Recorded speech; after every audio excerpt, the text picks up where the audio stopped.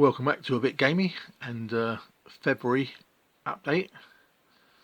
What we've been doing, trying to fight my way through these various projects, starting at the bottom, or with X projects, as the French, so as the a whole bunch of command bases that I needed to finish off. I had this one brigade commander.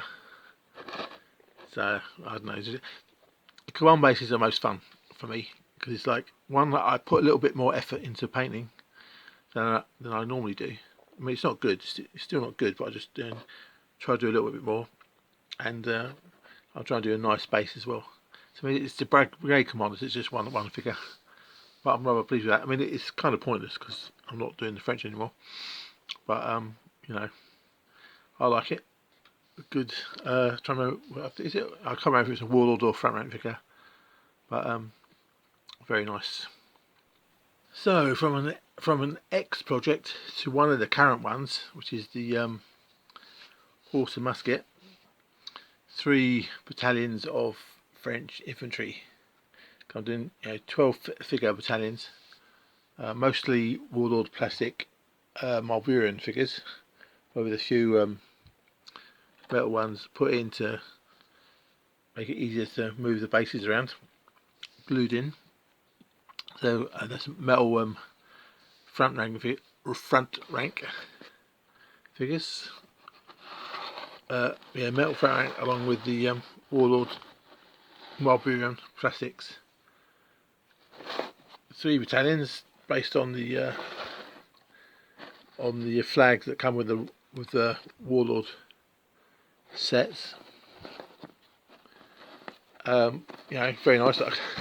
Trouble is, once you've cut the flags out and put them on, I can't actually remember what the regiment. Well, I can now because it's only been a few days, but I'm going to forget the regiment names eventually.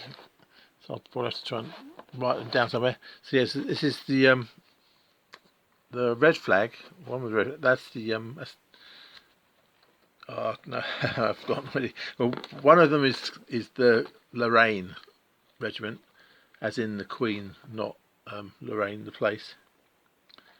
And one of them is Picardy, the Picardy regiment, and one of them is Bavarian regiment called Tattenbach.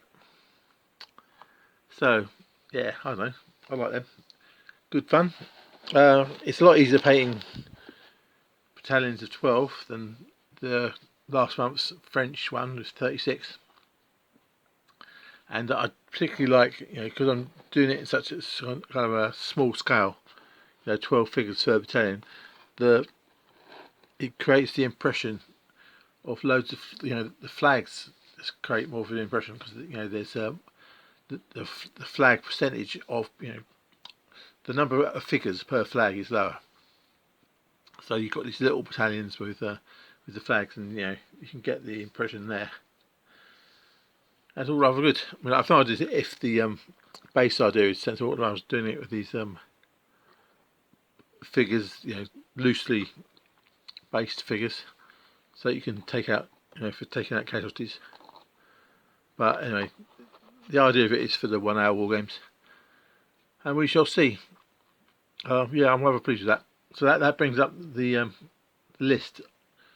There's I've got 5 out of 6 French battalions infantry, 2 artillery, and I need 2 cavalry for the French, and only 1 grenadiers, and 2 cavalry for the French, and 1 grenadiers for the British. So that's all progress. Obviously, I mean, no idea if the basing and all that shit is going to work out. The problem I've got with the horse and musket stuff is reading about all the battles that took place, and picking out a couple of favourites that I'm going to try and do something with. It's the importance of villages in these battles. There's always these villages being fought over in two or three along the battle line, or kind of organised defences. And so I've kind of got slow on this horse musket project, because I really want to do a village, and have a kind of like a foot square with a couple of houses and a pond, in a like a foot square base, and have a village and roads going through, and a place to put the actual garrison. So, assuming say you can only have a garrison of one battalion and stuff like that. So I kind of got this craving to do a pretty, kind of, I don't know quite how I'll do it, but it's not just a bunch of buildings scattered around. So make it a bit of a centerpiece, and then surrounded by a kind of, because one of the things when you look at the historical villages, quite often the fields and stuff right next to the buildings is quite dense. There's lots of orchards and woods for gathering wood for fires and such, and vegetable plots. And so you kind of get the feeling it's almost a kind of it's almost like I would say a built-in fortress, but a kind of basically a fortress, or a fortifiable. It's like doesn't take much to turn it into a fortress. And all these battles, like I was looking at, the Battle of Ramillies, and there's a whole aspect of this period which involves fighting around important villages. So that's holding out. So even I can, you can just do it. I could just cut out a piece of cardboard from a cereal box and draw a plan for a village on it. And so that's still, but so I've sort of got the urge to do that. But this current place is temporary, rented. I'm going to be moving to a permanent place sometime around the summer. So I don't want to do buildings and forests as well, buildings and trees, until I've moved. So that's kind of that's slowing it all down really. But so I'll get the units, and I'll just do little cardboard villages, and then do the actual the village plan, the buildings, when I get to an permanent place. But so it's kind of it is a current project, but it's also it's slightly stalled because I want to build the village buildings. So I'll finish off the units I need, but then after that I'm going to have to wait until I get till we move to actually kind of finish the project full stop. On top of finishing off the units for this 1 hour Wargames horse and musket project, there's using up, because I've been doing various experiments with basing, and when I kind of finish and I end up things that don't work out, I end up with these spare bases. So I've been using them to just do whatever with, and in this case I'm for field defences for the horse musket. So I did another three of these, using bases that are now spare, and these what are they called? Fascides? I can't remember what they're called now. Oh, gabions, that's it. And gabions for this period for defence, and it's okay. Not great, but I've got no idea what they actually look like historically. These kind of field defences, but not bad. 3 lots of 4 inches of kind of makeshift defence, which is okay. And the third thing is, well, it's more of a future project really, in that on my small table it's not needed, but I've got some more World War, early war German cavalry, because in their reconnaissance battalions there was a bicycle company and a mounted horse cavalry company, and a support company. So I've got these on my small table. It's there's no need. You just have the infantry coming in on foot. But for future, when I've got a longer table, I want to do a sort of a trek through the Ardennes sort of deal, where they'd be mounted. And this is using the crossfire type basing, where on the where three figures represent a section. So these are three bases would represent a platoon. So I'm going to have a company worth going through the Ardennes and having to stop and get off and fight at various junctures. But it's kind of boring doing it when it's a future project. So I was just doing it one platoon at a time. So I've already got one platoon, and this is the second, and I've got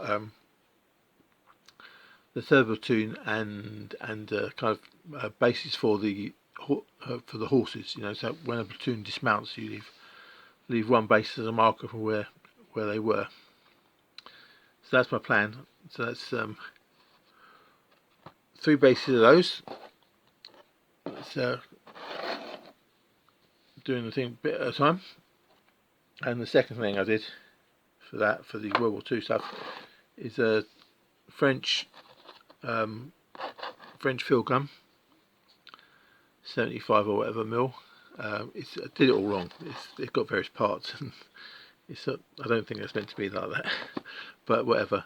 It's it's nice stuff. It's just a French gun. Whatever, does it matter? No. And then while I was doing it, I had 3 figures left over from the other sets that I could turn into an HQ. That could be either HQ for another infantry company, or the HQ for the field gun battery. So these are the Simon's soldiers figures, and the gun was from Lancer with the figures from the crew from Simon's soldiers. So yeah, that's good. I mean, in terms of whatever, yeah, it's good. I like them. So in terms of long term, I'm going to have 2 gun battery with the command. So that's what I need to finish the French. It's another field gun and some engineers, and then the same for the British. It's another 25 pounder and some engineers. But I'm trying to avoid getting any new figures for the time being, because they're planning to move. But yeah, quite nice. Happy with them. Moving on to the future project. So I call it a future project. Yeah, don't know what I'm doing here at all. It's sort of, it was, I had a situation a few years ago where I just went and bought loads of stuff out of, I don't know why, but there was I say a lot of the figures that I now need to get painted up and stored, and also at the same time I got some Dungeons and Dragons stuff. Don't know why. I did play it once, but I haven't for like 40 years. But I just felt like doing it. Anyway, I got these giant leeches or whatever they're called. I think from Otherworld. I'm not sure. And I just felt like trying to make some kind of swampy bases for them. So just a bunch of little tufts. I mean, it's whatever. I don't know why I do this, but I did that. So I could call it a future project, but and then just got some base stuff to put on the little impy things. So I call it a future project, and it's not really. Well, it kind of is, in that I think it will be a future project, but why it will happen, who knows? This all started off with Frostgrave. I decided at one point I was going to do some Frostgrave stuff, and so I got my little guy to be the wizard. And assuming anyone knows that Frostgrave's work, you have a wizard and an apprentice. So I did that. I got a wizard from somewhere, not sure. Painted that up, and that little armoured knighty guy. But the main thing was this apprentice. I think it's from Otherworld, and I just really like him. It just reminds me of playing D&D years ago, and the pictures in the books, in the various manuals, always had characters kept totally bogged down, had too much equipment. They had potions and giant books and everything, and so this figure just sparked that off in my head. And so in theory that was going to be say part of a Frostgrave party, but it kind of grew because I really liked the apprentice guy. He made me think of all these kind of early games playing D&D with mates and that from school. And so I don't know quite what it is, because it's not really a project as such, because it's more of a casting. I was imagining this big guy with the apprentice, and the apprentice being sent off on little missions, with maybe some fighter guy to help protect him, and that kind of spiraled out of control. Sort of I got other figures along the way, to be different, iconic characters. So that was going to be my cleric type person, and this one was going to kind of barbarian type figure. So I did this quite a while ago, and I kind of stopped. But then I had an urge. I had a sudden urge that what I wanted was because when I was younger and doing the D&D, you have the issue where you got a few characters and they die very easily. When there's and so what I did back then was I had lots of servants and hirelings. In the book that I had at the time, whatever it was, version 2 or whatever, you could get hirelings, and that's what I did. That's in playing with the mates from school. So you get guards. These are all from Otherworld. They had this this whole range of NPC type figures. And I just wanted to buy them, but I didn't no real reason actually. But I finally got around to painting them this month. I mean, the other ones I'd painted ages ago, but these were ones I did. I did this month. So these are like hirelings and guards. For if I was going to do a kind of Dungeons and Dragons again, now I'm not intending to, but if I was, that's what I'd do. I'd have the players. If you've got 2 or 3 players and they're very easy to kill, then you want to have basically they're red shirts from Star Trek. They're basically players. Their lives basically. They're the things that could die instead of the players. So, I mean, apparently, I don't know, but the most recent edition of D&D, they have all sorts of special ways to stop them dying, and I don't like that. I'd use these as spare lives. They're going to get in a trap, and this guy dies. Oh, then there's some beast. Oh, this guy goes. And so basically, the players can survive as long as they've got these spare red shirts who are willing to sacrifice themselves to save the players. But that's just. So I don't know why I'm doing this. I mean, I don't know. I'm just. It's more of a casting thing in a way. I'm like, if you're casting a movie, and I just want enough to cast a movie, or a couple of movies. So there's them, and they got a pack horse as well. I think there's a bard. I think this one came from Mears Miniatures. Yeah, I think the rest of them are world. I know some of them are Frostgrave Frostgrave figures. Those two are Thief or something, and that one I think is the Otherworld. But yeah, it was ages since I bought them, like more than a year. But I just decided to give them a paint up, and yeah, it was good fun. Enjoyed it. Yeah, that's the other thing about doing fantasy figures is you can paint them whatever colour you like, and that gives you plenty of opportunities to mess around. So in theory, this massive file, this will be it's not a real thing, but if I was to do it for real, this would be my adventure party. You've got 3 guards, 4 kind of carrying stuff, lanterns and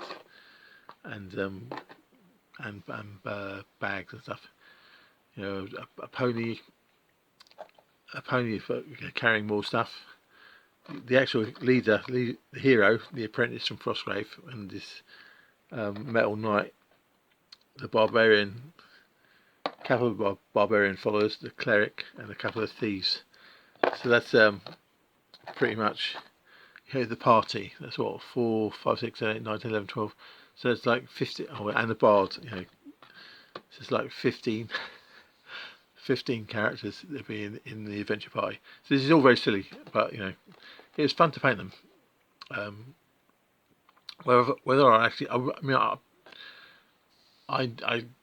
do I intend to? I don't know. I can see the possibility. Let's say that. I can see the possibility of me trying to do some kind of Rangers of Shadow Deep type deal somehow. With a kind of programmed skirmish type adventure thing, where you go off into the wilderness and you gradually lose all your guys, gradually get killed one after the other. But no, so that counts as a future, almost hypothetical project. It's just getting enough of these characters. I think I've got them now. I don't think I need anything else. Maybe a kind of ranger type. But yeah, I think I've got all the ones I need. I also got, no idea why. I think this is also Otherworld. Was this kind of weird looking rat catcher? It's not very good. My painting's not that great. I can't do faces. I may one day get to the point where I can do faces, but I can't yet. So that one's there as well by accident. So yeah, what can I say? I mean, I really like them. I don't know why I like them, and I've got no idea what I'm going to do with them, but I do like them. So that was fun, basically, just getting fantasy figures and painting them however you feel like. Good fun. I also I got another one of those basing mixes from Geek Gaming. Don't know if you can see that. I've forgotten what it's called now, actually, which is makes it a bit pointless. But it's I know it's like dark plains or something like that. It's in the top, but it's it's great stuff. I really like it. Because what I was planning to do is with these fancy figures is have different sets of basing to make them distinct. So like the swampy stuff for those giant slugs, or this stuff for the adventurers. But yeah, it's just good fun. And lastly, which is also a current, it's a current project, although it's all a bit mental. The medieval project I was doing was the Norman conquest of Sicily and southern Italy, and so I was going to do that, the historical one. But I had all these boxes of Frostgrave-ish figures. I mean, they're Frostgrave and Oathmark and various other ones. I had all these boxes, which I bought on a whim ages ago, and I've been planning to do to use them, to figure out the historical sequence on the Sicily thing. and then but make the factions fancy factions for now, just to use these figures up, and then you know, get some Normans as well to go with these, and then you know, gradually replace the fancy ones with the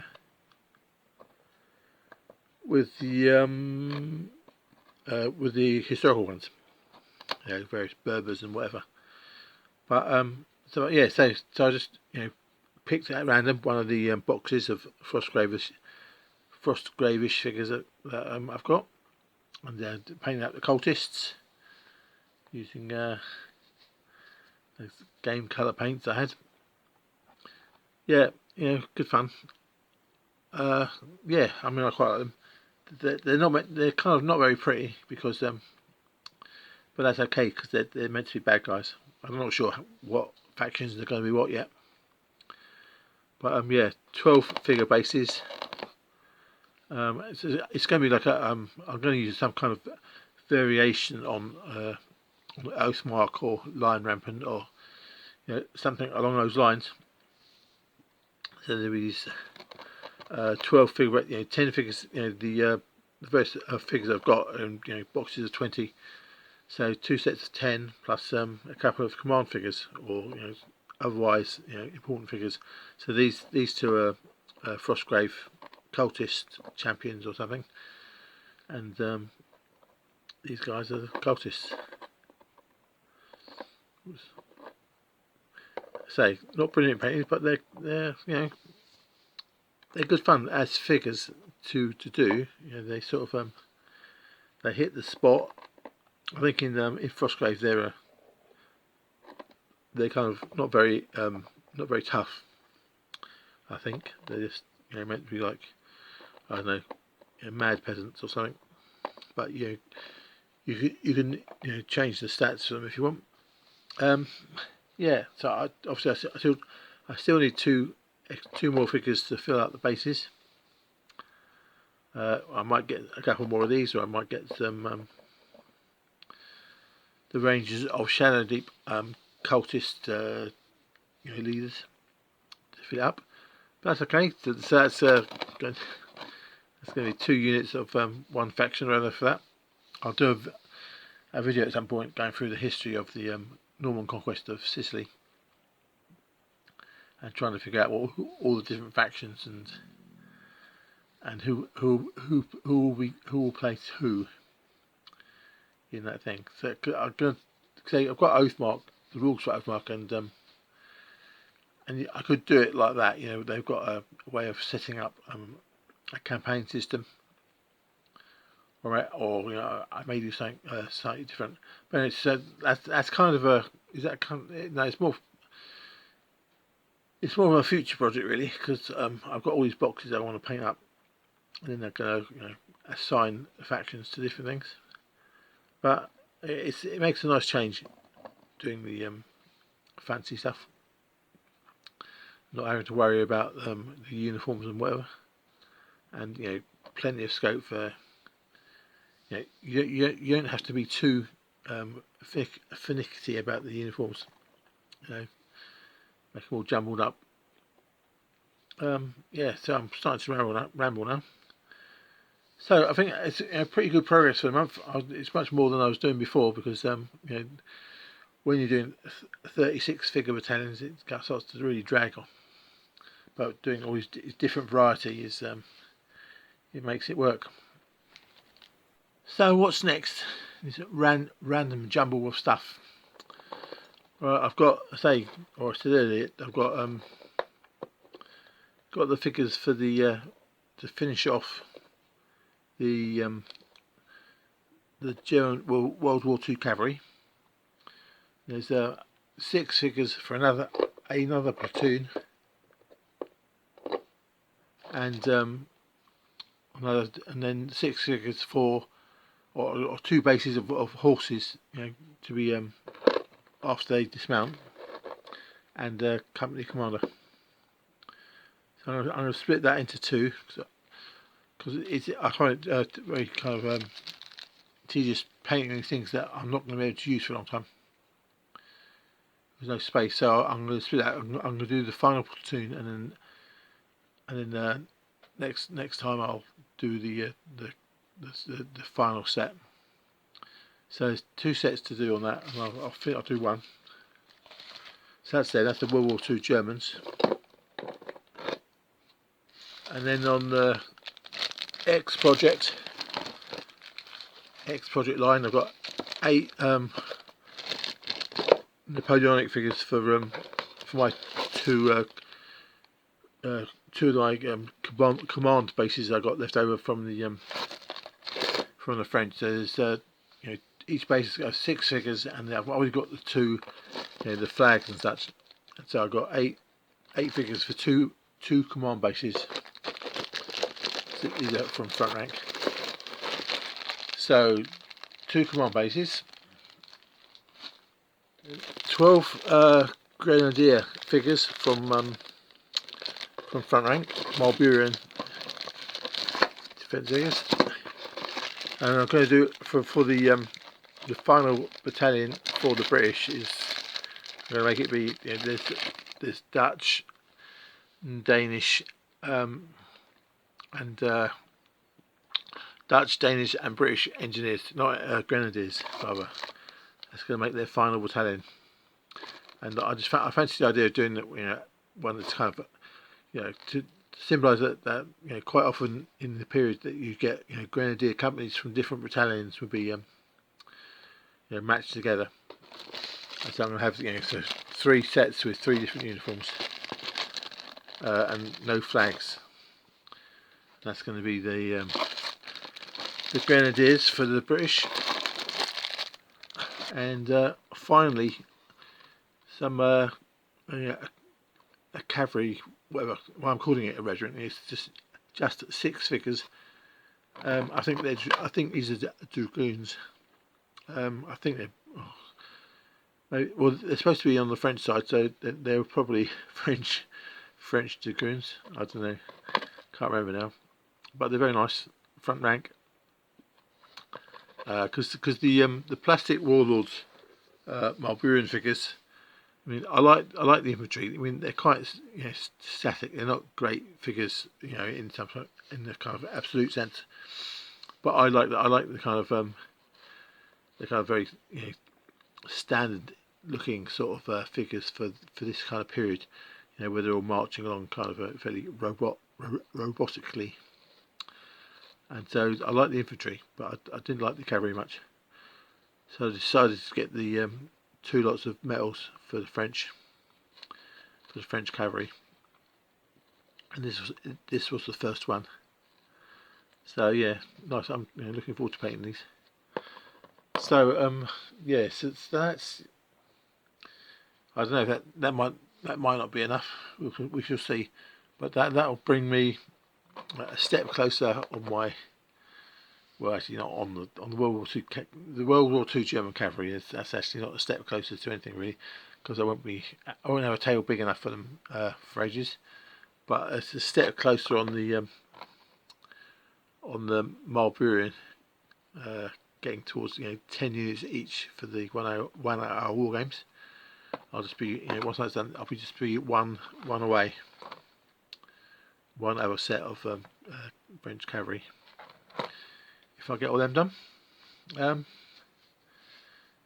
yeah, I don't know.